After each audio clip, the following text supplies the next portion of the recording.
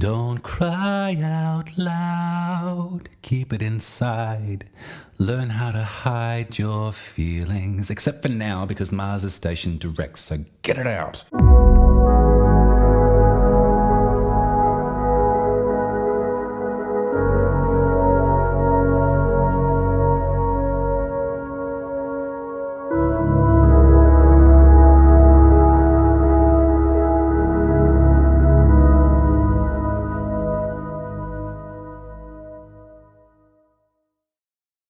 Welcome back, Aquarius. Welcome to your party. Welcome to the celebration of everything that you signify to all of us, to all of your brilliant strengths, your wonderful mind, your care and empathy for other folks. I want to gently go through all of the different alignments that I can see in the zodiac, but I really want to take a moment to talk about Aquarius with you and give maybe a little bit of a pep talk as to what that signification might hold for us. I'm going to get some intuitive cards on the table straight up so I don't forget. But when I think of Aquarius, I think of fixed water, first of all, which paints an image in my head of a compressed air canister. There's an industriousness to Aquarius, and there's a precision to the thought that I really feel to be true. When we think of air, we think of our mind, we think of the way that our brain operates and the intel, the intellect that we can receive. A very beautiful element to all of that is that the production, the output, the end game is to benefit humanity itself. In the major secrets of the tarot, Aquarius is represented by the star card. You can see this figure is an angel. They sit at the banks of the lake and they're naked and they've got nothing to hide. Their spirit is pure. They've been sent here from some place, who knows? Maybe this star has something to do with it. But there's definitely a feeling of being an outlier in some way, of not being from this planet. And Aquarius comes to us to show us the way, to show us the new technologies, to show us a different way of being that has less to do with hierarchical structures. Consider that ingress from Capricorn into Aquarius. Capricorn representing traditional structure and hierarchy. Aquarius flattens, evens the playing field. There's a sacred mantra for Aquarius in the esoteric philosophy, and it goes, "Water of life am I, poured forth for thirsty humanity." You can see in that simple sentence there's a great deal of resonance that can be felt in an Aquarian identity. You're here to help us, babe. You're here to help all of us. And that is a cross to bear. That has a lot of responsibility attached to it. And I could imagine that when things are less congenial, when things are so polarized as they're feeling right now, when language is weaponized and when abject cruelty seems to be a matter of routine for position and positions of power to enact on other people, it would break your heart. And so this new moon in your first house, your house of the very self and soul, I want you to remember all of the magical parts of yourself. And I want you to include yourself in that milieu. I want you to include yourself, Aquarius, in the group, in the collective. Use language like extraterrestrial. And that's a sweet thing to ponder, isn't it? But I'm speaking to someone with flesh and blood. I'm speaking to someone with a body. And that body is welcome here. I think that I want to talk to you perhaps a little bit about some of the extra support that I can feel in Aquarius now as well. So this lunation is taking place at 1 degree of Aquarius, the very cap of the sign. We've only been in Aquarius season for a few days, and then we experience this new moon. It's really fresh. There's a freshness here that I'm feeling quite powerfully. On the other end of the spectrum is Saturn, the planet of rules, restriction, and the outer limits. And so we know what that has felt like for the last 3 years. We know what it feels like to have boundaries in our first house. Perhaps they've been built out of protection to separate your energy from others that you've needed to. Perhaps they've been out of fear. Perhaps there's been something of a hermit crab that you've been embodying, that you've been shying away from danger. And that's okay too. That's completely understandable. We must remember that Saturn, in the traditional sense, does rule Aquarius, so there is a great support between that planet and that sign. If we're talking about industriousness and fixed air and precision, and Saturn will teach you how to do that, no problem at all. What I see here is that Venus is also in Aquarius at this lunation and in a conjunction with Saturn. And so the planet of love and pleasure and beauty has come and joined the party. And I can almost see Venus giving Saturn a massage to relax some of that tension from that responsibility that is being felt. It's a really lovely, gentle, four planets in one. There's a nice emphasis on Aquarius at this lunation.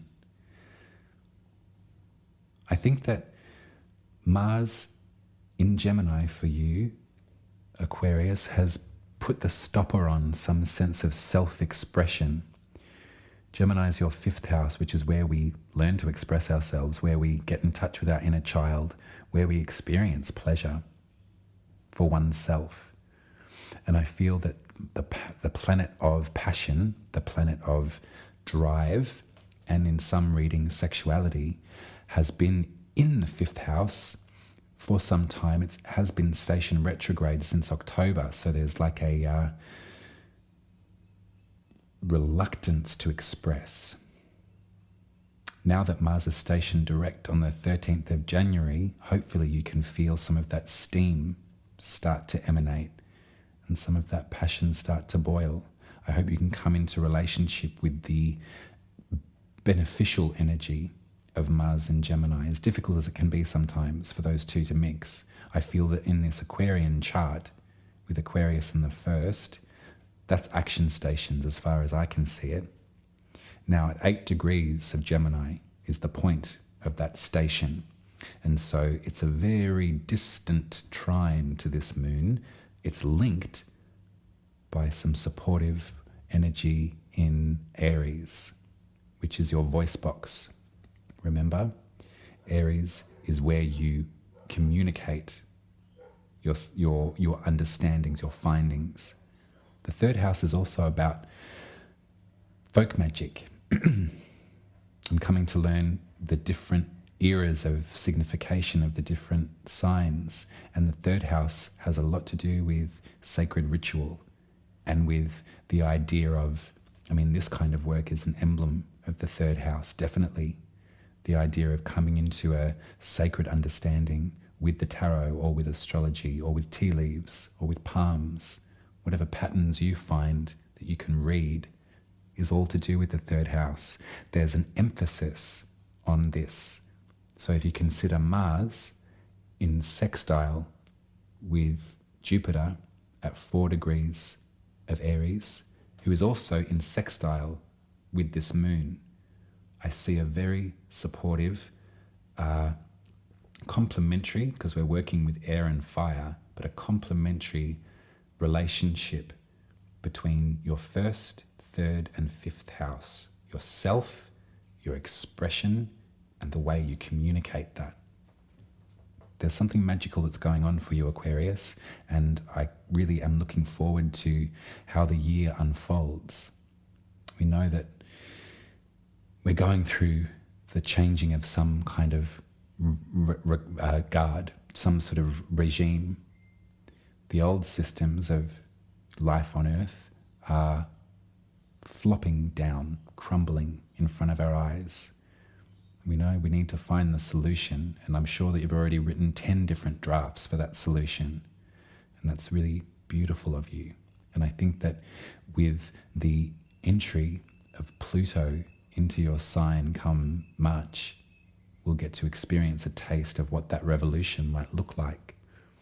But I would like for you at this new moon in Aquarius to really take yourself into consideration and to afford yourself some sensuality, some pleasurable relationship with your body, with your mind, with your singular essence. Another thing to think about is that Jupiter is in a conjunction with an asteroid. Now, this is a part of my study that's in process. I'm learning about these things as I go, but I did spend some months reading the work of Demetra George, and I think that I'd love to be able to fold in what it is that I know of the significations of these asteroids into a natal reading from now on, because the feminine principle is ripe for exploration. I think that we work with a lot of traditionally masculine energy in the significations of a chart. That's not to gender anything, but that's to the archetypes do have a lot of signification to the masculine principle in the pantheon. So we're talking Pluto, Mars, Jupiter, masculine principles, archetypes, philosophies. The asteroids that were discovered before Neptune, in between Uranus and Neptune, they all sit on the asteroid belt that exists between Mars and Jupiter. They were all discovered in quick succession from 1801 to 1807, I think. And so some are the size of Pluto. So as far as physical significance, there's that, but also philosophical significance, they're very important. And the asteroid that is in direct conjunction with Jupiter at this lunation is Juno. Another word for Jupiter is Zeus. Another word for Juno is Hera. And we know the toxicity of that relationship. We know the fraught nature of those two energies coming together and dragging their private life through the mud for all of us to see. And the cheating and the lying and the crying and the tears, that's